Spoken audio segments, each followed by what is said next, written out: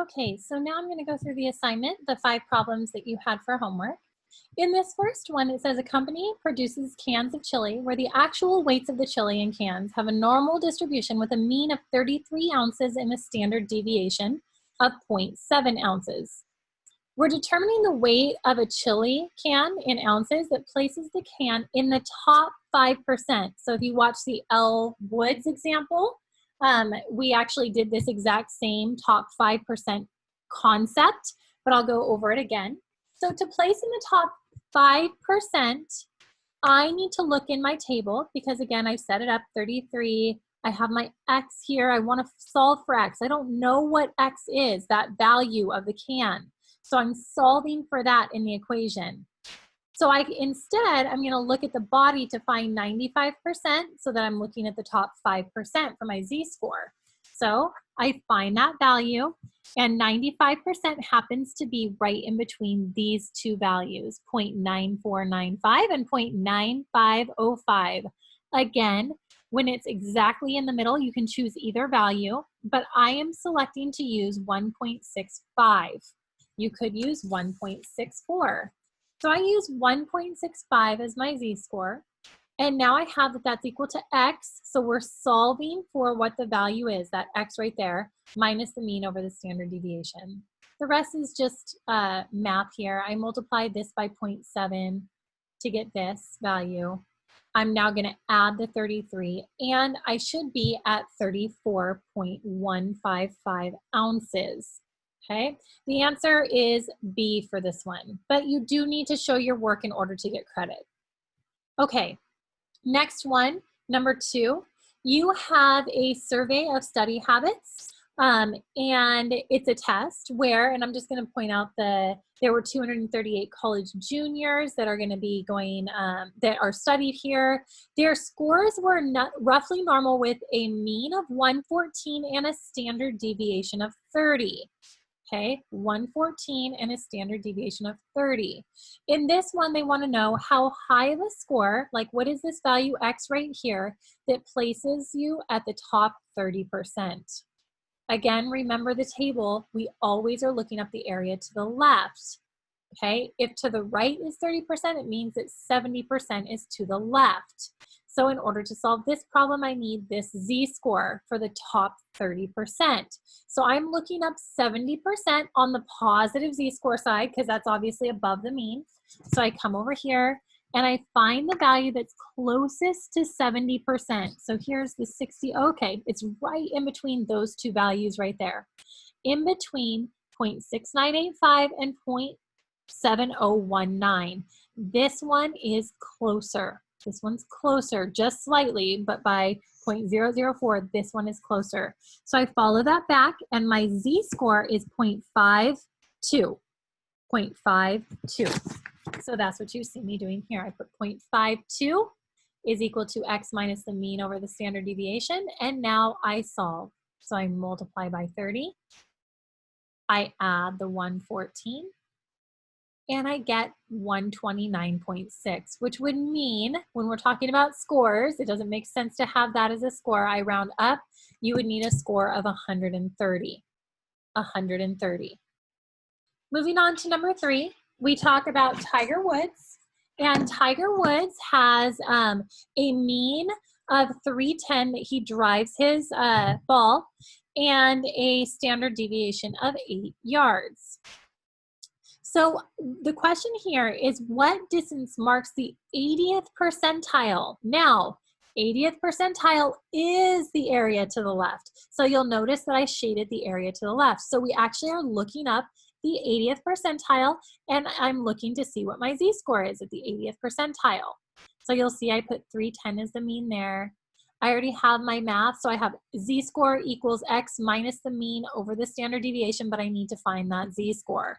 The way I got 0.84 is because I went to my table and I looked up the value that is closest to the 80th percentile, closest to 0.8. And it's right in there between those two numbers. It's definitely closer to that one though. Okay, it's closer to that one. So I followed that one back and it is 0.8 and follow it up 4.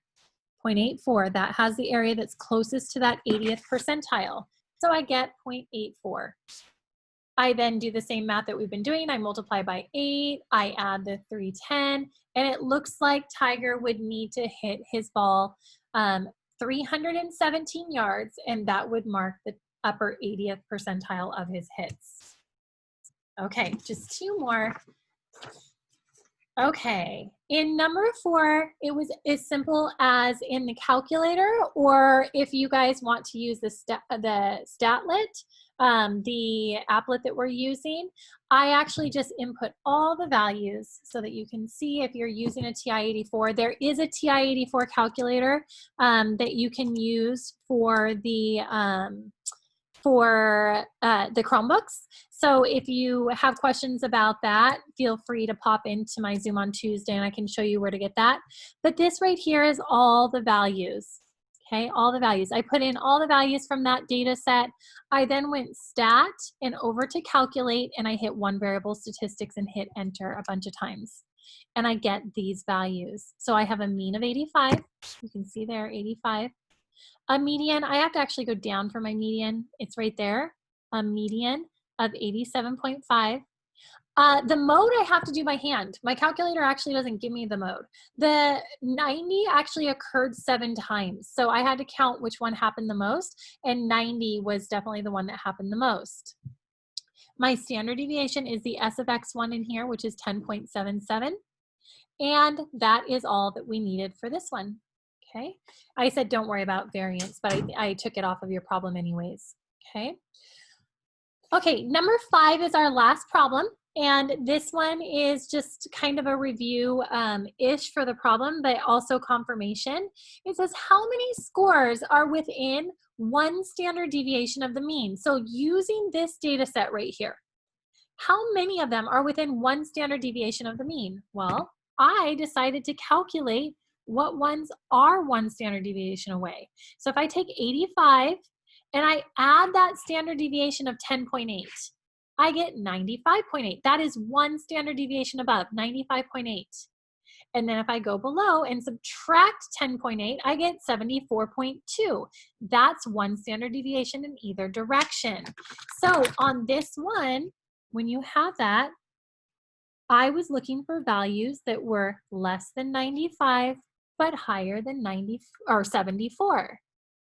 I actually use the 68% rule just to see, like, because hypothetically 68% of the data should be within 1 standard deviation, and I did 0.68 times the 26 values that we have here. We have 26 values in our data set. So we should have had 17.68, which means really 18. I should have had 18 values in between those 2 values. I then went over here and I counted how many I have. Okay, so in between 74 and 95, I have 1, 2, 3, 4, 5, 6, 7, 8, not that one, not 7, 9 or 8, 9, and I went on and on and on. There are 18. There are 18.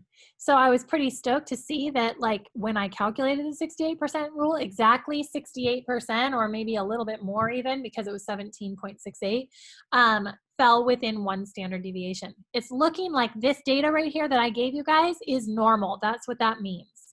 And our last one that we're doing here, it said how many are within 2 standard deviations. Quick reminder, and I did the math for this too, just to make sure that we were on track here. 95%, 68, 95% should be within 2 standard deviations of your mean, okay? Which means they should be within 2 standard deviations. There's actually only 1 value, and when I multiply 0.95 times 26, I get 24.7, which would be like 25 values. We actually ended up with 25 values that were in between there. The only value that was not in between there was the value of 60 that we have down here.